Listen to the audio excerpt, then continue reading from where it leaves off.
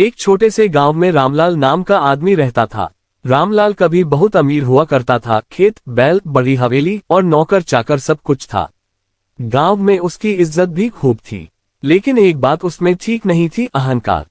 वो अक्सर कहा करता था, पैसा ही सब कुछ है, जिसके पास धन है वही दुनिया चला सकता है।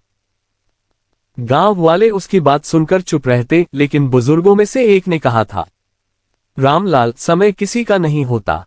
आज तेरा है, कल किसी और का होगा। रामलाल ने उस बात पर हंस दिया। उसे लगा वो हमेशा यूं ही रहेगा।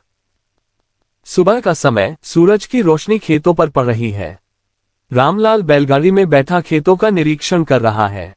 नौकर उसके पीछे पीछे चल रहे हैं। उसके चेहरे पर गर्व है।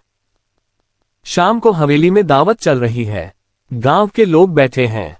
रामलाल ऊंची आवाज में बोलता है, जिसके पास पैसा नहीं उसका कोई नहीं। लोग चुपचाप एक दूसरे की ओर देखते हैं। कुछ महीनों बाद लगातार बारिश और तूफान से उसके खेत डूब गए। फसल बर्बाद हो गई। बैल बीमार पड़ गए। धीरे धीरे उसका सारा धन खत्म होने लगा। अब वही रामलाल, जो कभी सबका मालिक था, गांव के चौपाल पर बैठा लोगों से मदद मांगता है।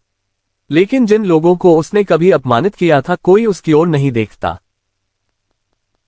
एक रात रामलाल अपनी टूटी झोपड़ी में बैठा सोचता है, सच कहा था बुजुर्गों ने, समय कभी एक सा नहीं रहता।